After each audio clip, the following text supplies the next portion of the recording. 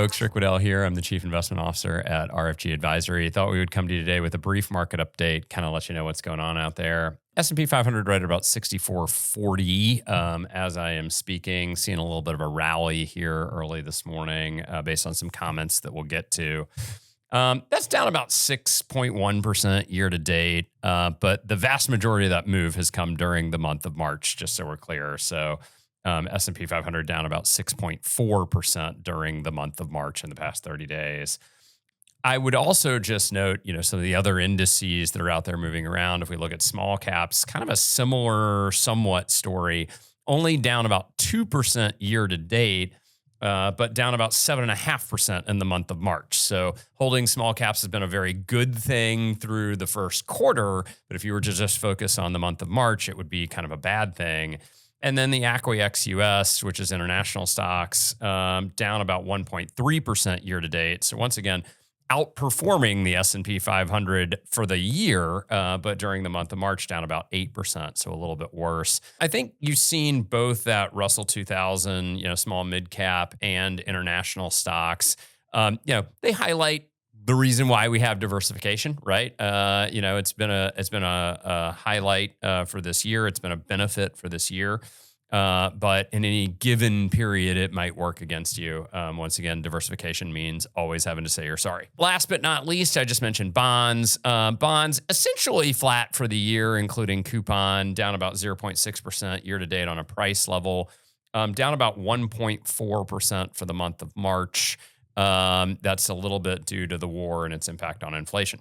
Speaking of the war, lot of headlines flying around.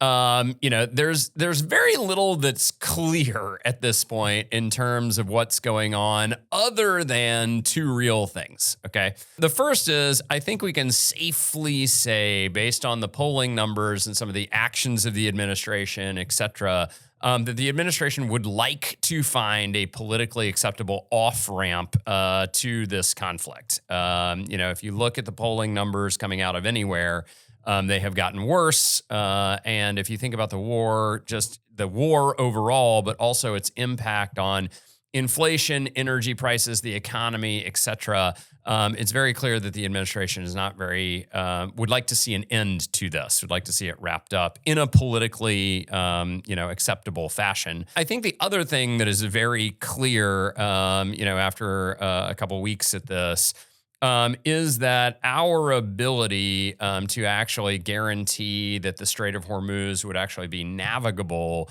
using solely air power alone seems to be non-existent. So you're either going to have some sort of negotiated solution. There's been a lot written about asymmetric warfare and the Ukraine and, all of these other things. It certainly seems like our ability to, completely guarantee safe passage in the Gulf without, ground troops or maybe even after ground troops is quite limited. You've seen a lot of headlines going back and forth. You've seen the United States threaten a lot of attacks on infrastructure, energy plants, these things that, Iran really doesn't want us to destroy. But then you've seen counter threats from Iran in terms of attacking other areas of the Gulf that we don't want them to destroy. So you've got a little bit of a Mexican standoff going on there. You've seen public posturing on both sides. Are we negotiating? Are we not negotiating? Some sides claim we are. Some sides claim we aren't. You've got demands being passed of both sides that neither side is going to realistically accept. And then just most recently today, you had the administration with this idea of, well, maybe we just stop dropping bombs and we just let the rest of the world figure out what they're going to do with the Strait of Hormuz, which interestingly enough is kind of it's somewhat true, but it's somewhat not true, in the sense that the United States doesn't really source any oil out of the Strait. And so to a certain extent, we don't really care if we can get oil out of there or not. And that is not true of much of Asia, particularly India and China and a whole bunch of other countries in Southeast and Northeast Asia. And so you could just be like, well, I guess Iran's going to control the strait and everybody else can figure out what they're going to do about that. That's going to leave a lot of our Gulf, I guess, allies, Saudi Arabia, et cetera, in a tough spot because they'll now be dependent on Iran to be able to get that oil out.